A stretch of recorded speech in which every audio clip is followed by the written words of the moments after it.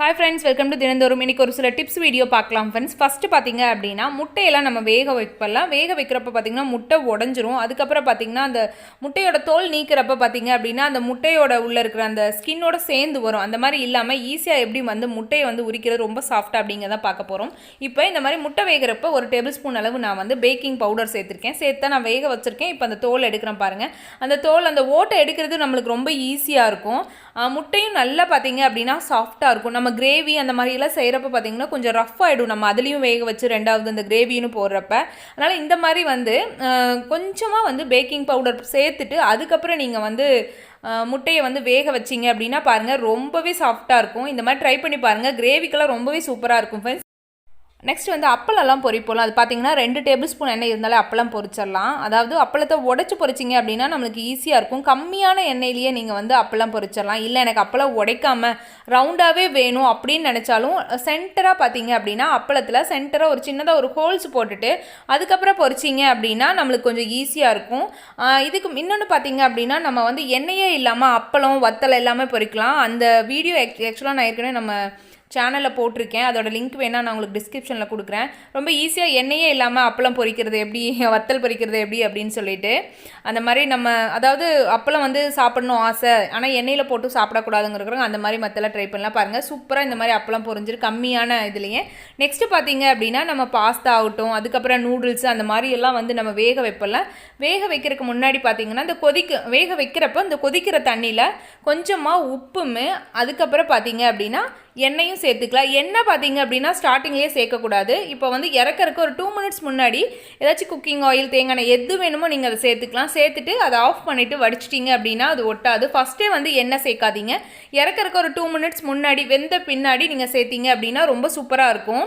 Next நம்ம இந்த அரிசியெல்லாம் இருக்குல்ல, ரொம்ப நாள் நம்ம ஸ்டோர் பண்ணுறோம் அப்படின்னா பூச்சி பிடிக்கும், அந்த மாதிரி இருக்கும். அந்த மாதிரி இருக்கிறப்ப பார்த்தீங்கன்னா ஃபுல்லும் அதாவது இடையில கொஞ்சம் கொஞ்சமாக ரைஸ் போட்டு அதில் மிளகாய் இல்லைனா குறுமிளகு இருக்குல்ல அந்த மாதிரி, இல்லைனா வேப்பந்தலை அந்த மாதிரிலாம் நீங்கள் போட்டு வச்சிங்க அப்படின்னா உங்களுக்கு பூச்சியே சுத்தமாக பிடிக்காது. இல்லைனா பார்த்தீங்கன்னா ஒரு சில பூச்சி பிடிக்காது. ரவுண்டாக பார்த்தீங்கன்னா கட்டியாக இருக்கிற மாதிரி இருக்கும் ரைஸ், அந்த மாதிரி இருக்குது. அதனால் பாருங்கள் இப்போ எல்லாமே இந்த மாதிரி போட்டு வச்சுருக்கேன். நம்ம ஒரு 2 பை வாங்கிட்டோம் அப்படின்னா இது பார்த்தீங்கன்னா பழைய அரிசி தான். உங்களுக்கு பார்த்தாலே தெரியும், கலரே பாருங்கள் எப்படி இருக்குன்னு சொல்லிட்டு.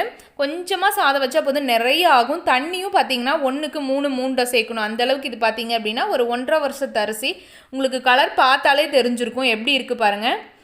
நல்ல ஒயிட்டாக இருக்காது. ஏன்னா பழைய அரிசி எல்லாமே கொஞ்சம் பார்த்திங்க அப்படின்னா டார்க்காக இருக்கும். இன்னும் பூச்சி பிடிக்காமல் பாருங்கள் ரொம்பவே சூப்பராக இருக்குது. ஈரக்கையில் மட்டும் கண்டிப்பாக அதை யூஸ் பண்ணக்கூடாது. நெக்ஸ்ட்டு பார்த்தீங்க அப்படின்னா மாவு இதே மாதிரி தான். கோதுமை மாவு பார்த்திங்கன்னா நம்ம ரொம்ப நாள் வச்சுருந்தோம் அப்படின்னா கொஞ்சம் பூச்சி பிடிச்சிரும். அதுக்கு என்ன பண்ணலாம் அப்படின்னா இந்த மாதிரி கோதுமை மாவாக வச்சுருந்தீங்க அப்படின்னா ஒரு 2 டேபிள் ஸ்பூன் அளவுக்கு நீங்கள் உப்பு சேர்த்துக்கலாம். சேர்த்துட்டு பொடி உப்பு சேர்த்துட்டு நல்லா இந்த மாதிரி மிக்ஸ் பண்ணிக்கலாம். இல்லை நான் கோதுமையாக தான் வாங்கி அரைக்கிறேன் அப்படின்னா அது கூட ஒரு கல்லுப்பு 2 டேபிள் ஸ்பூன் அளவாக நம்ம கோதுமையை அரைப்போம்ல அவங்ககிட்டயே கொடுத்தீங்க அப்படின்னா 2 டேபிள் ஸ்பூன் அந்த மாவுக்குள்ளேயே சேர்த்துருவாங்க. அப்போ நம்மளுக்கு ஈஸியாக இருக்கும். கண்டிப்பாக உப்பு சேர்க்குறது எதுவுமே அவ்வளோ சீக்கிரமாக பூச்சி பிடிக்காது ஃப்ரெண்ட்ஸ். ட்ரை பண்ணி பாருங்கள். எதில் இருந்தாலும் மசாலா பொடினாலும் இதே மெத்தட் தான். நீங்கள் உப்பு நீங்கள் சேர்த்து அரைச்சிங்க அப்படின்னா நம்மளுக்கு கரெக்டாக இருக்கும். நெக்ஸ்ட்டு பார்த்திங்க அப்படின்னா சக்கரை டப்பாலாம் பார்த்திங்க அப்படின்னா சீக்கிரமாக நம்ம எறும்பு வந்துடும். நம்ம ஏர்டைட் கண்டெய்னரில் வைக்கணும். லைட்டாக இது க்ளோஸ் பண்ணி வச்சாலும் பார்த்திங்கன்னா எப்படி இருந்தாலும் எறும்பு போயிடும். அந்த மாதிரி எறும்பு வராமல் இருக்குது இந்த மாதிரி கிராம்பு இருக்குல்ல, இந்த மாதிரி போட்டு வச்சிட்டிங்க அப்படின்னா எறும்பு சுத்தமாகவே வராது. கிராம்பு வாசத்துக்கு பார்த்திங்கன்னா இதை ட்ரை பண்ணி பாருங்கள். ரொம்பவே இதான். இதே ஸ்வீட்டு எதாக இருந்தாலும் கூட 2 கிராம்பு போட்டிங்க அப்படின்னா கண்டிப்பாக அந்த கிராம்பு வாசத்துக்கு வராது. குக்கரில் பார்த்திங்கன்னா சாதம்லாம் வைக்கிறப்ப நம்ம அரிசியை ஃபஸ்ட்டே நல்லா அலைஞ்சிக்கணும். நல்லா களைஞ்சிட்டு அதுக்கப்புறம் பார்த்திங்க அப்படின்னா அளவு தண்ணி வச்சுட்டு அதில் ஊற வைக்கணும். நெக்ஸ்ட்டு பார்த்திங்கன்னா அதில் உப்பு கொஞ்சம் சேர்த்துட்டிங்க அப்படின்னா ரொம்ப கிடையாது, ஒரு 1/4 டீஸ்பூன் அளவு உப்பு சேர்த்துட்டோம் அப்படின்னா டேஸ்ட்டாக இருக்கும் சாதம். அது கூட பார்த்திங்கன்னா நல்ல ஒயிட் கலரில் இருக்கும் ரைஸு. இது கூட ஒரு டீஸ்பூன் அளவு தேங்காய் எண்ணெய் சேர்த்துக்குங்க. ரொம்பவே உதிரியாக இருக்கும் ஃப்ரெண்ட்ஸ். ட்ரை பண்ணி பாருங்கள். இது சீரக சம்பா ரைஸு. இன்னொன்று பார்த்திங்க அப்படின்னா நம்ம நார்மல் பிரியாணி அரிசி இருக்கும்ல அந்த ரைஸ் எடுத்திருக்கேன், பாஸ்மதி ரைஸு.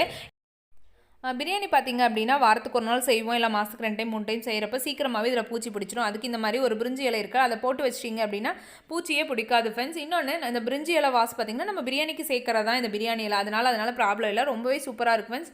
எறும்பு பூச்சி எதுவுமே வராது. இன்னொன்று பார்த்திங்க அப்படின்னா இந்த பிரியாணி ரைஸ் நார்மல் அரிசியை விட சீக்கிரமாகவே பூச்சி பிடிச்சிரும். அதனால் இது ரொம்பவே யூஸ்ஃபுல்லாக இருக்கும். ட்ரை பண்ணி பாருங்கள். இந்த வீடியோ உங்களுக்கு பிடிச்சிருக்குன்னு நினைக்கிறேன். வீடியோ பிடிச்சிருந்தா லைக் பண்ணுங்கள், ஷேர் பண்ணுங்கள், கமெண்ட் பண்ணுங்கள். தேங்க்யூ.